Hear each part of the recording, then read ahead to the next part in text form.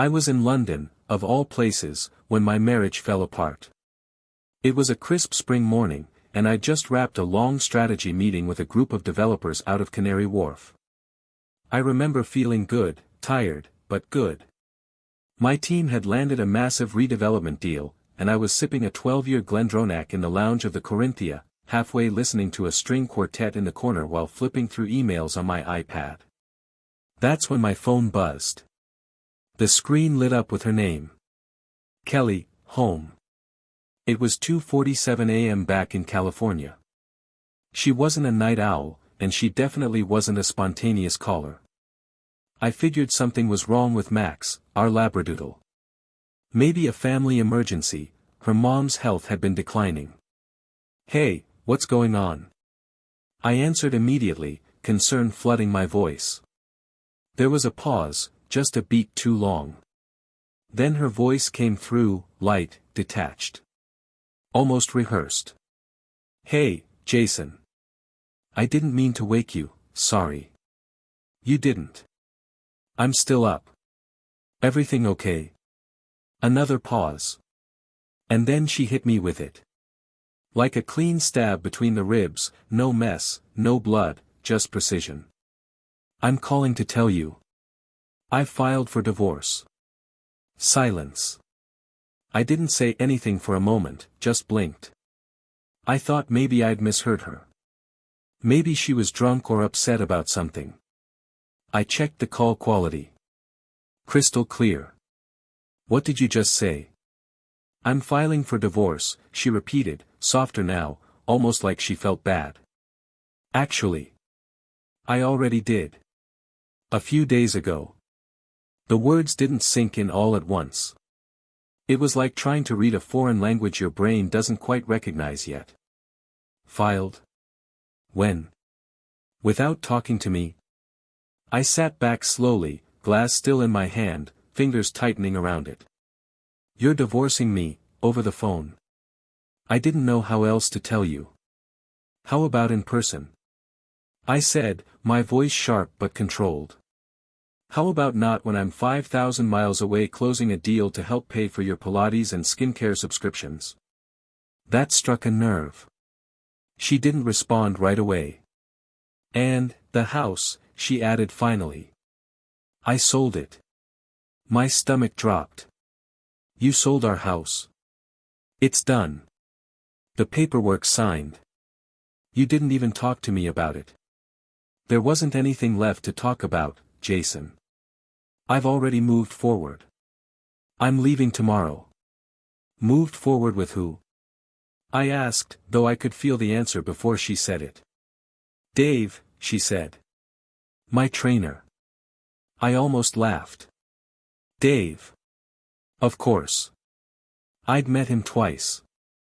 The guy was all abs and charm and Instagram reels of inspirational nonsense. Kelly had mentioned him a lot over the past year. I'd noticed, how could I not?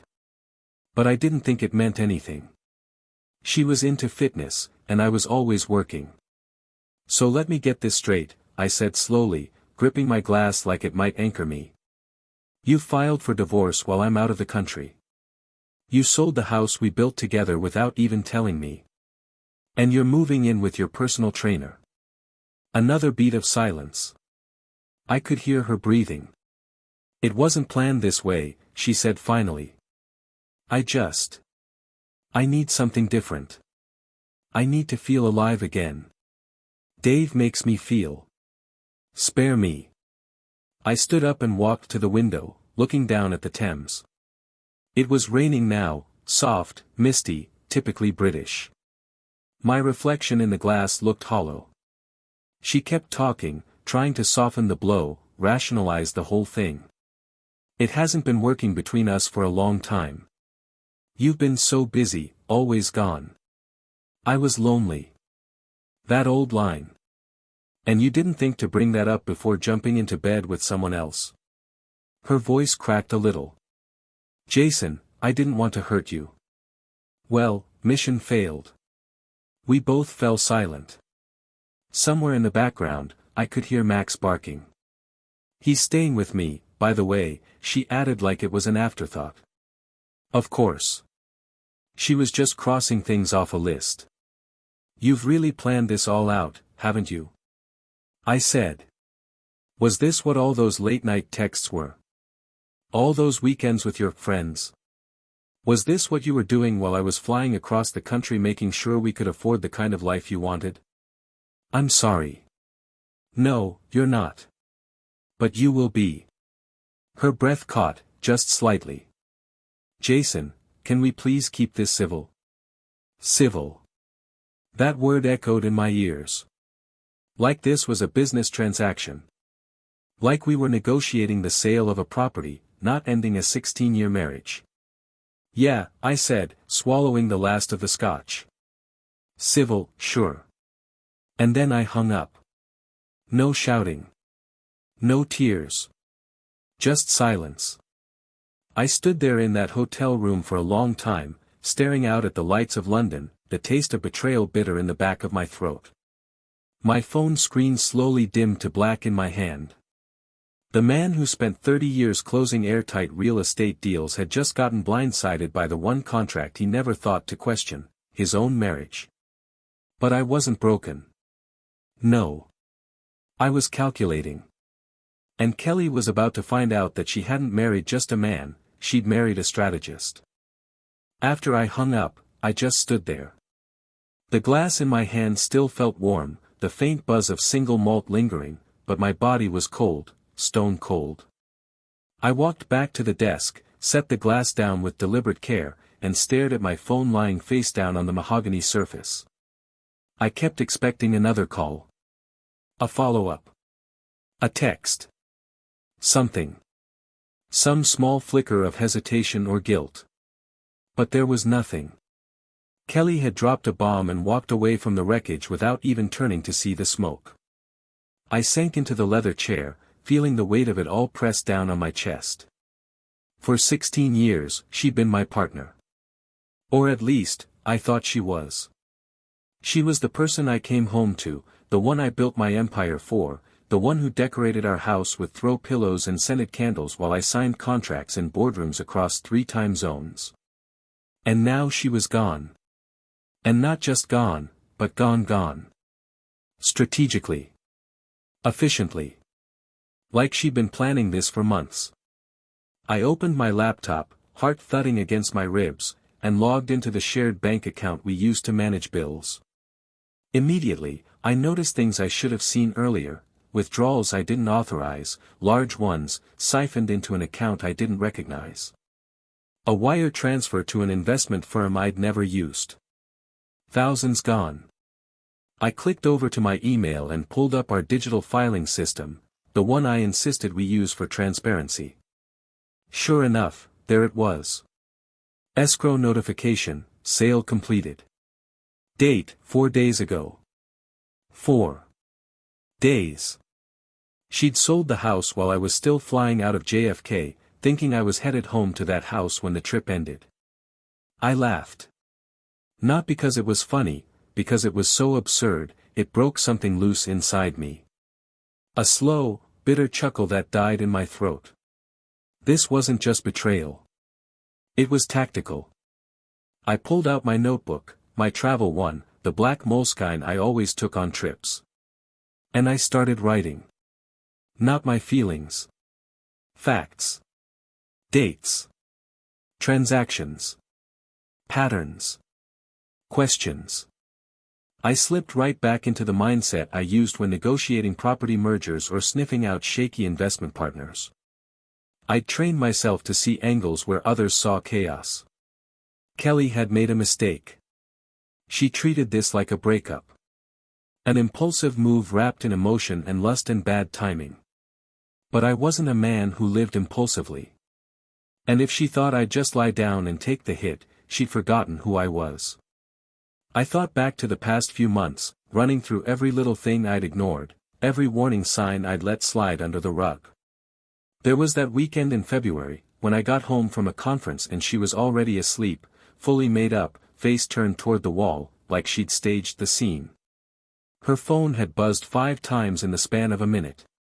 She said it was her friend from yoga.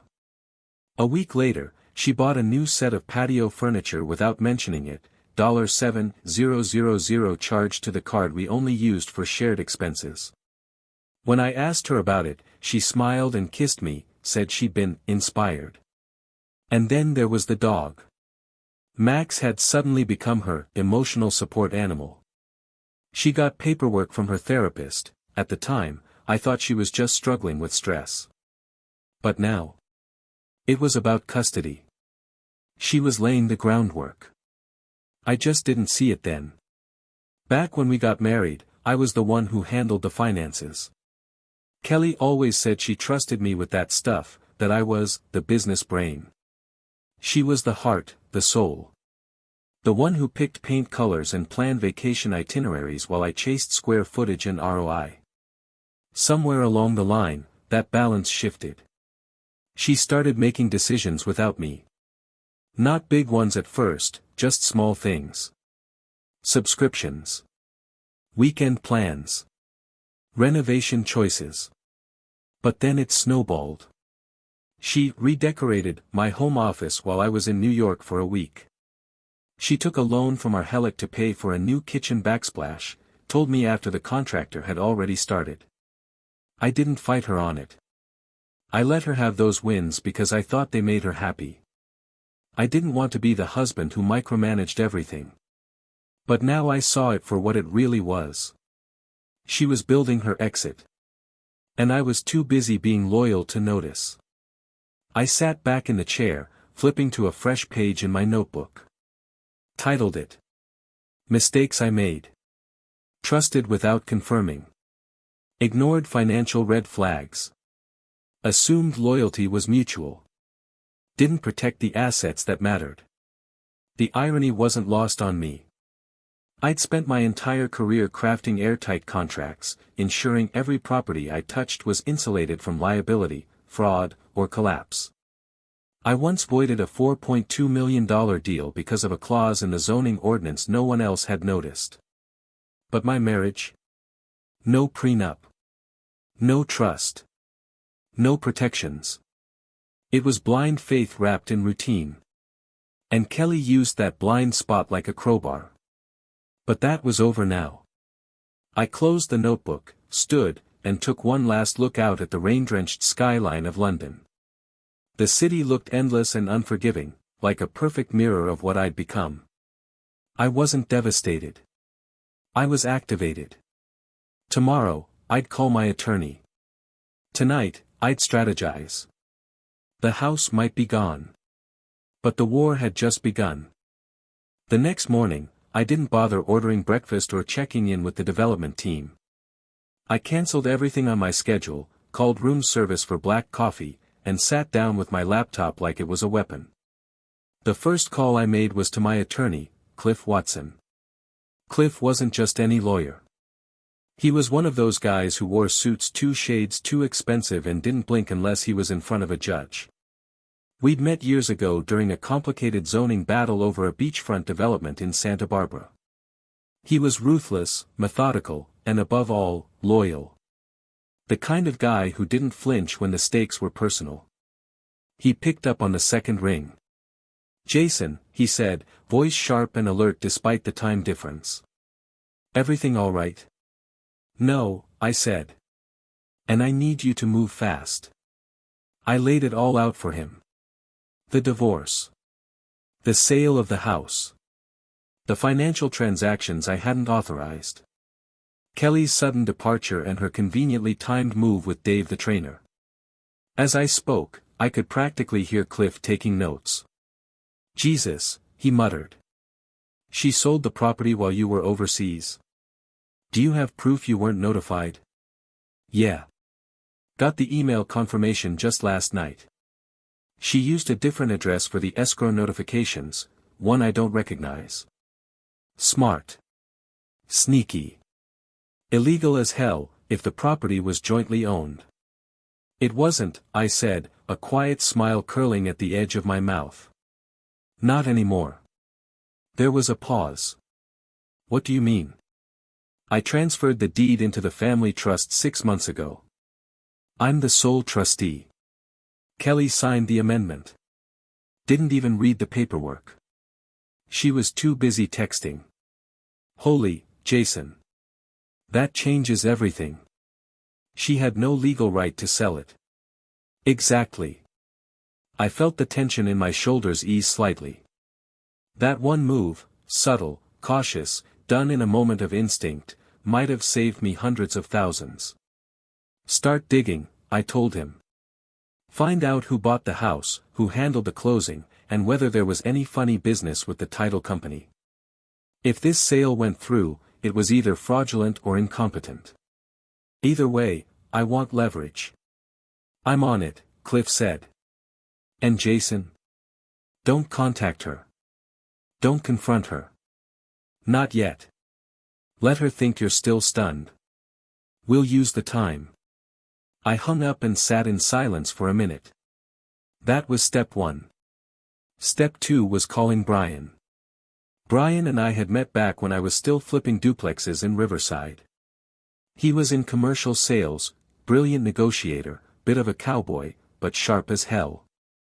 We'd stayed in touch over the years, and more than once, he'd warned me to keep my personal and professional worlds separate. I used to laugh at him for being too paranoid. Now I understood. He answered on speaker with his usual bark. Carter. London treating you like a king. I need you to check a property record for me. Fast.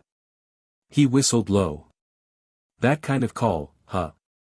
What's the address? I gave him the info on the house, our house, the one Kelly and I bought 16 years ago, back when interest rates were low and our marriage was high on possibility. Brian didn't ask questions. He just said, give me a few hours. With that, I was back in quiet. I opened a spreadsheet and began reconstructing our entire financial landscape, every joint account, every credit card, every investment portfolio. I wasn't going to be caught off guard again. And as I dug, I found more red flags. Kelly had opened a personal checking account 6 months ago under her maiden name. She'd withdrawn nearly $40,000 from our shared savings in increments, $3,000 here, $2,000 there, spaced out just far enough to avoid triggering any obvious alarms. It wasn't random. It was methodical. Which meant she didn't just fall into Dave's arms because she was lonely. She'd been preparing. Lining up her ducks. Setting up her escape route while smiling at me over candlelit dinners and asking if I wanted to try that new Thai place on Main. That stung more than I expected. The betrayal wasn't just emotional, it was strategic. Financial. Premeditated. And she thought I wouldn't notice. Brian called back a little after 2 p.m. London time. Jason, I don't know what kind of soap opera you're living in, but you were right to call me. The buyer's name is a shell company. The title agent on file? Connected to another property I flagged last year for fraudulent documents.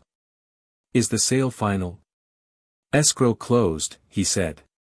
But that house isn't going anywhere. Not without a fight. You've got a case. I closed my eyes. Took a breath. Good. Because I wasn't going to let Kelly walk away with everything I built. Not the money. Not the house. Not the dignity I spent decades preserving. And Dave? He had no idea what kind of storm he'd hitched his ride to. I stood, cracked my neck, and looked out the window again. This time, the rain had stopped. The sky was still overcast, but there was light fighting through the clouds. It felt fitting.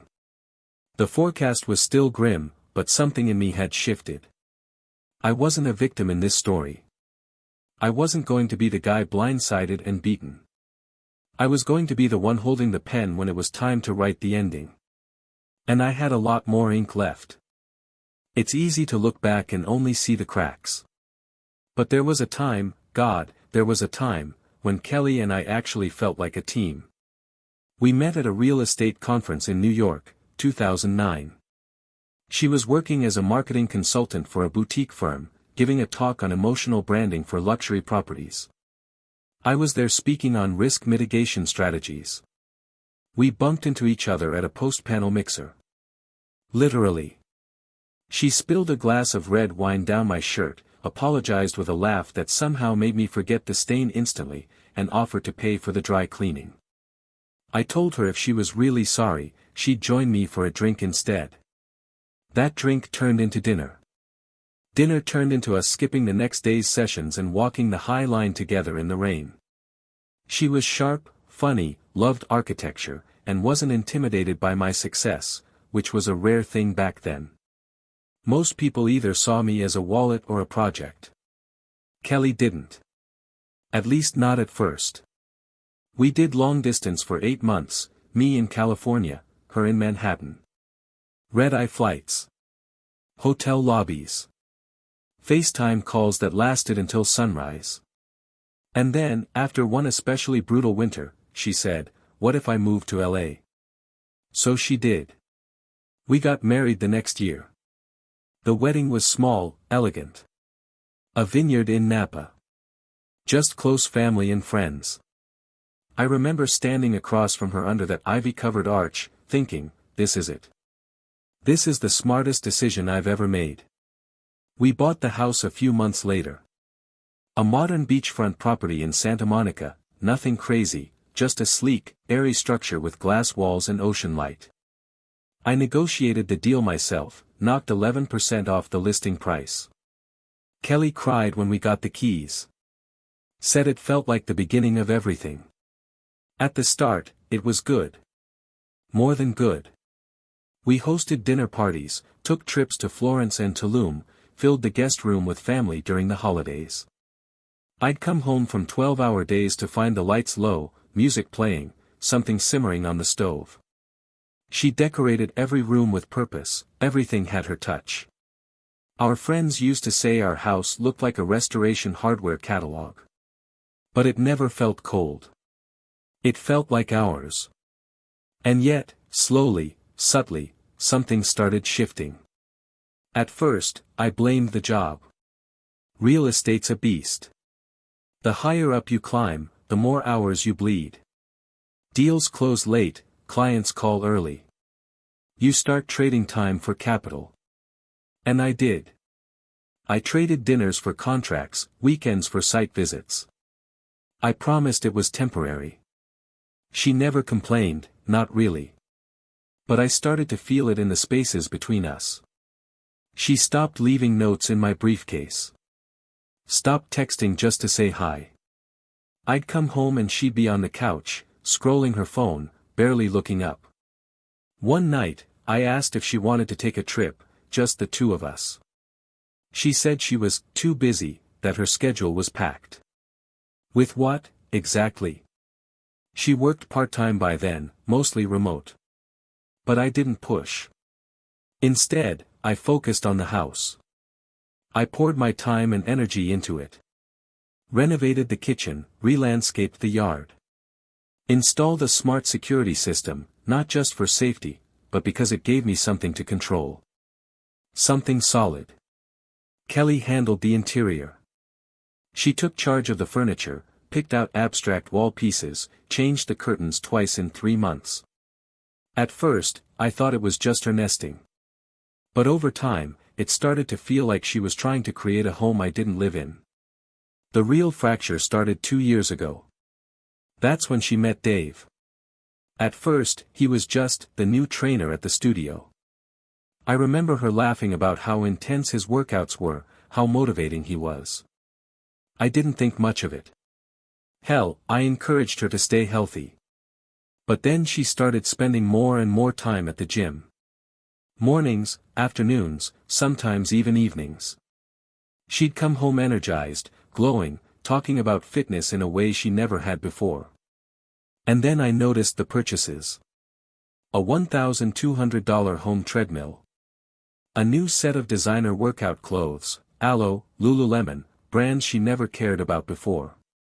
Protein shakes delivered weekly. Even a massage gun that sat unopened in the hallway for months. I asked once if she was training for something. She said no. Just feeling good lately. She stopped asking about my projects. Didn't know I'd landed a hotel development in Palm Springs until I mentioned it at a party. Her smile was off, like she was forcing interest. And when I came home one night and found her sitting outside under the patio lights, phone in hand, smiling at something she quickly locked when she saw me, I knew. I didn't say anything that night. Or the next. I told myself I was being paranoid. That I was imagining things. But deep down, I felt it. That quiet shift, like the ground moving under your feet. Still, I didn't confront her. Not because I was weak. Because I wanted to believe the best in her. In us. I didn't realize then that while I was busy protecting the life we built, she was already planning her exit. It wasn't one big moment that told me something was wrong. It was death by 1,000 little ones. At first, I brushed it off, told myself every marriage has seasons. That maybe we were just in a rut. I even blamed the pandemic for a while, like that was the reason Kelly was pulling away, like we were all still readjusting. But then, the changes stopped being subtle. She started locking her phone. Not just passcodes, she started using apps that hid messages. Disappearing texts.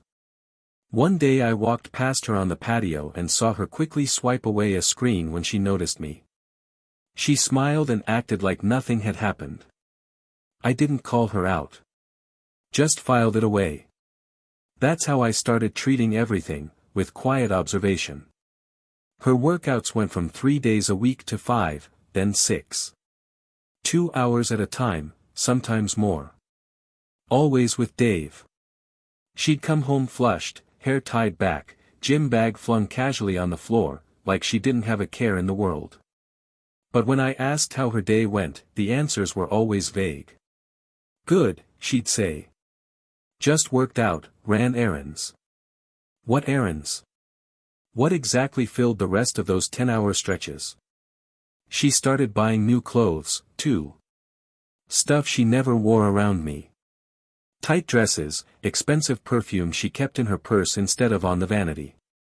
I noticed a new lingerie tag poking out from the laundry once, something I'd never seen on her, and never would.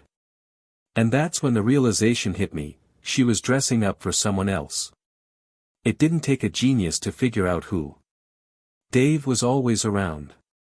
I'd seen him a few times in passing, walking out the gate when I was pulling into the driveway, his car parked just a little too close to the curb out front.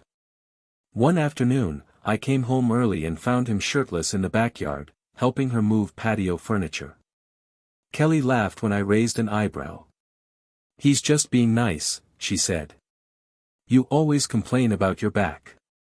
It was true, I'd thrown my back out the month before. But I didn't ask for help. And certainly not from a guy who looked like a shirtless Ken doll with a six-pack and no boundaries.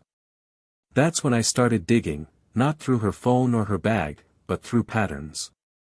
Behaviors. Money. She'd started pulling small amounts from our joint savings. Nothing outrageous, $500 here, $750 there, but it added up. I asked once what it was for, and she brushed me off with, "Oh, I needed to cover some things while you were away. Don't worry about it." That phrase stuck with me, "Don't worry about it." She used it a lot during that time. Anytime I pressed even slightly, that's what she'd say. Don't worry about it. As if I were the controlling one. As if asking what was happening in my own life was somehow crossing a line. The intimacy disappeared, too. Gradually at first. Then all at once. We used to have this routine, Sunday mornings in bed, coffee first, then conversation, then, well, everything else. One of those quiet comforts that came with time. But somewhere along the way, she started setting her alarm early. Started leaving before I even woke up. Started making excuses. I'm bloated. I'm stressed. I'm just not in the mood. At first, I believed her. Hell, I even tried harder, romantic gestures, dinner dates, weekends away. But nothing cracked that wall. And what she didn't give me, I was starting to suspect she was giving someone else. I didn't confront her. Not yet. I observed. I recorded. I watched. The truth was, I had a gut feeling things were going to end. Not today, not tomorrow, but soon. Something in her was already gone. And so I did what I'd always done when something felt unstable. I protected the asset. Our house was in both our names. A beautiful beachfront property we'd built together. But after that moment on the patio, after seeing her swipe away her phone like I was the one intruding, I called my estate planner. We'd used a family trust before, years ago, but never fully activated it. I had the paperwork amended, quietly, and rolled the deed into the trust with me as the sole trustee. Kelly signed the updated documents one morning at the kitchen table, scrolling through her phone, barely looking up. "What's this for again?" she asked. "Just consolidating. For tax season." She nodded, barely even glanced at the signature line. Signed and went back to texting. That was the moment I knew, really knew, that it wasn't a question of if she would leave, but when. And if she tried to take the house with her, she was going to run into a very unpleasant surprise. And yet, even with all the red flags, all the gut punches, all the undeniable signs, I didn't hate her. I wanted to. But hate requires energy, and by then, I was running on fumes. I felt hollow. Like I was mourning something that hadn't officially died yet, but already smelled like decay. And deep down, a part of me wanted her to admit it. To say the words. To tell me she was done so I didn't have to be the one to pull the trigger. But she didn't. She played house. She cooked when she felt guilty, made jokes during dinner, even laid her head on my shoulder during a movie one night like nothing had changed. Except everything had. And I was just waiting for the phone call that would confirm what I already knew. It came a week later.